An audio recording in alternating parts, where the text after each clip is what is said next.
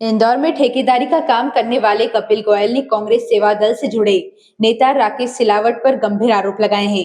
गोयल ने दावा किया कि पिछले करीब 1 वर्ष से उनके खिलाफ विभिन्न थानों, पुलिस अधिकारियों और जन सुनवाई में लगातार शिकायतें की जा रही है।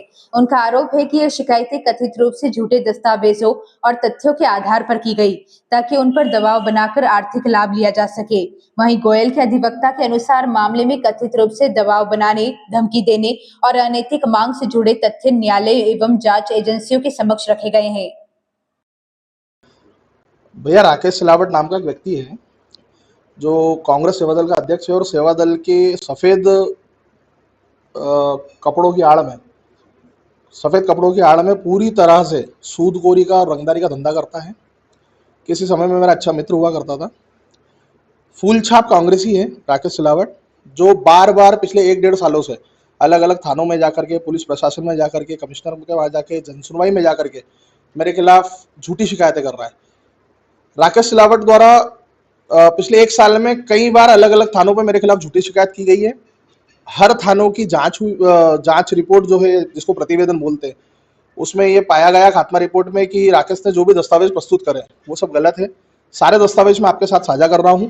राकेश सिलावट सिर्फ जबरन वसूली के लिए मुझ पर बार बार अनैतिक रूप से आरोप लगा करके, पुलिस प्रशासन में जा करके, सोशल मीडिया पर मेरी छवि बदनाम करने की कोशिश कर रहा है।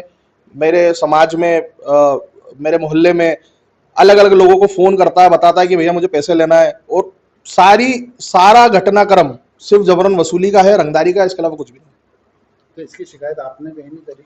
भैया, मैंने राकेश सिलावट, मुझे 3 थानों से उसकी खात्मा रिपोर्ट मिली हुई है, जिसमें क्लियर लिखा हुआ है कि राकेश द्वारा की गई शिकायत पूरी तरह से झूठी है। साथ ही साथ मैंने जिला कोर्ट में एक परिवाद दायर करा है राकेश के खिलाफ, जिसकी 3 बार की तारीखें भी लग गई है, सुनवाई भी हुई है और मेरे बयान भी दर्ज हुए हैं।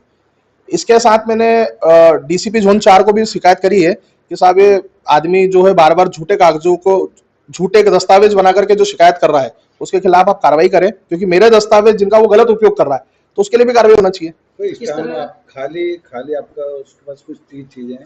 भैया, मैं राकेश सिलावट को पिछले 20 साल से जानता हूँ, हम साथ में काम करते थे, और एक मेरा कोई पुराना स्टाम्प था, आज से 5 साल पुराना, एक ब्लैंक स्टाम्प था जो उसके पास रखा हुआ था। उसके ऊपर उसने कूटनीति के तरीके से उस पर लिखवा कर, लिखा पढ़ी करके 21 लाख रुपए की जबरन मांगू कर रहा है। इसकी शिकायत भी आपने करी? जिसकी शिकायत मैंने डीसीपी जोन 4 को करी है, मैंने कोर्ट में केस लगाया है, साथ ही साथ मैंने मानहानि का नोटिस भी भेजा उसे, पर फिर भी वो बार बार अलग अलग प्रकार से सोशल मीडिया का इस्तेमाल करके रील बना करके डाल रहा है, लोगों को बरगला रहा है और झूठे आरोप लगा रहा है। साथ ही साथ वो क्या कर रहा है कि मेरे साथ साथ मेरे परिवार वालों को भी नाम डाल देता है। क्या कारण है ऐसा, क्यों? भैया, सिर्फ जबरन वसूली, उसका काम ही ये। राकेश सिलावट जो भैया, वो एक लिस्टेड गुंडा है। 2016 में गुंडा लिस्ट पे उसका नाम भी था, 12-15 अपराध उसके ऊपर ऑलरेडी हैं, और उसका काम ही रंगदारी का है। उसके ऊपर जितने भी आरोप है पहले लगे हुए, सब सूदखोरी के आरोप है। तो वो जबरदस्ती 21 लाख रुपए की डिमांड कर रहा है, जो कि पूरी तरह सूदखोरी है, इसके अलावा कुछ भी नहीं। आप क्या करते हैं? मैं भैया ठेकेदारी करता हूँ।